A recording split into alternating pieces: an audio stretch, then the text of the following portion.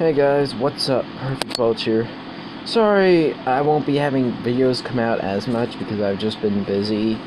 School started back up. I've gotten a lot of trouble in real life. Not in like nothing trouble. I didn't do anything wrong, but just there's lots of stuff that's just happening too quick. Lots of trouble.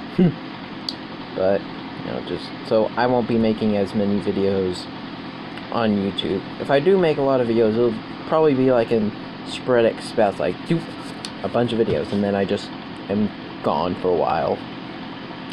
But I'll still try my best to stay on YouTube.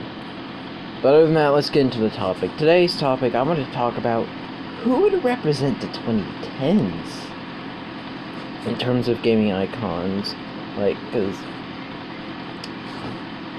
all those decades beforehand, those were like awesome decades, and you had someone who you could recognize, with those decades, like the 80s, for example. For the 80s, of course, everyone's gonna agree without the shadow of a doubt, the gaming icon of the 80s was Mario.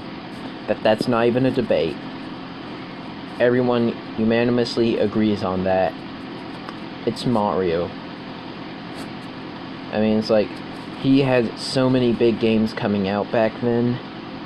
I mean, not as much as now, or maybe even the 90s, but he had a lot of huge games out back then, and that's where he started, Donkey Kong Jr., Mario Brothers, Super Mario Brothers 2 USA and Lost Levels, Super Mario Brothers 3, all from 1981 to 1989.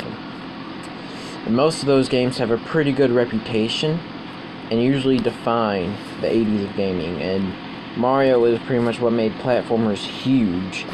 Games like Mega Man and Castlevania and Metroid and Contra and Ninja Gaiden and etc. etc. And Mario was like the definer of that genre. When people thought platformers back then, they thought Mario. And then you move on to the 90s. Of course, another one that is just like with Mario in the 80s, it's Sonic.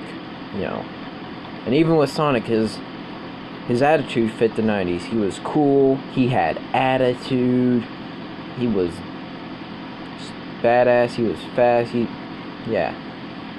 just like the 90s. His character really fits with the 90s, so most people agree when they think gaming of the 90s, they'll think Sonic the Hedgehog. You had a bunch of huge games back then too, like Sonic the Hedgehog, Sonic CD, Sonic the Hedgehog 2, Sonic the Hedgehog 3 and Knuckles. And even Sonic Adventure came out in 1989. Well, 1999. Yeah, even Sonic Adventure came out in 1999.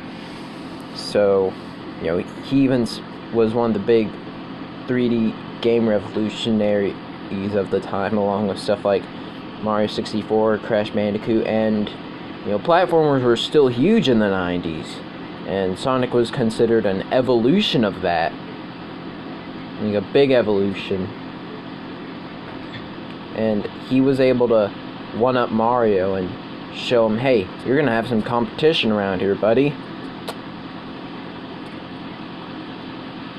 And then you move on to the 2000s.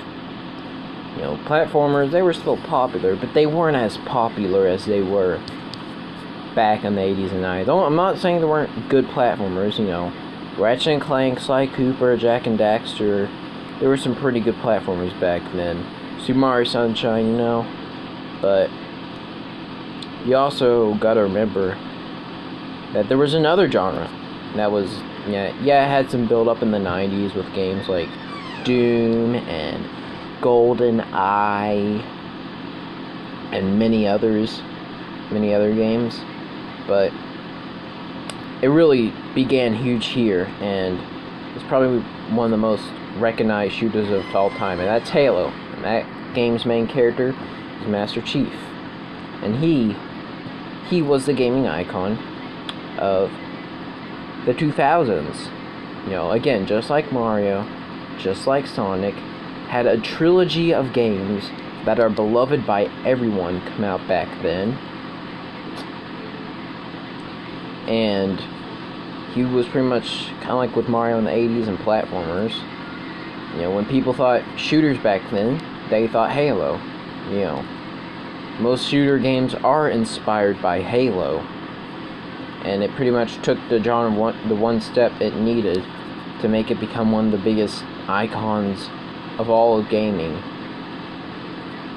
And yeah, Halo's not as big as it used to be. It's not as good as it used to be, but still pretty but the old games are still pretty beloved and pretty talked about. You know? And then you get to the 2010s.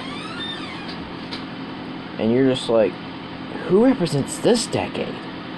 Like, you can't say Kratos because he just got a game, like, 2018. He had, like, a big hiatus of the 2010s. Like, I think he had God of War Ascension was, like, 2010 or 2011. That was, like, the last game.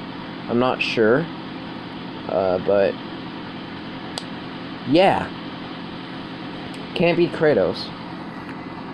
Most people, like, two that I'm debating about are Nathan Drake and Minecraft Steve. Now, I think Minecraft Steve, he fits more with the 2010s, you know, like how Sonic fit with the 90s, or Master Chief fit with the 2000s, you know, because the 2010s is just really boring, and it's really cheesy, and it's really shit, you know. Same with Minecraft Steve as a character. He's just a boring, generic avatar, which if he represents the 2010s of gaming, then it's like, you gotta say something. But, you know, Nathan Drake, he's kind of like, I guess, a little bit better than Minecraft Steve, because, you know, I don't mind Uncharted. You know, I only cared for Uncharted 2. I never really played the others, but Uncharted 2, that one's alright. You know, it's kind of like Tomb Raider. And games that were like open world, both Minecraft and Uncharted do apply to that.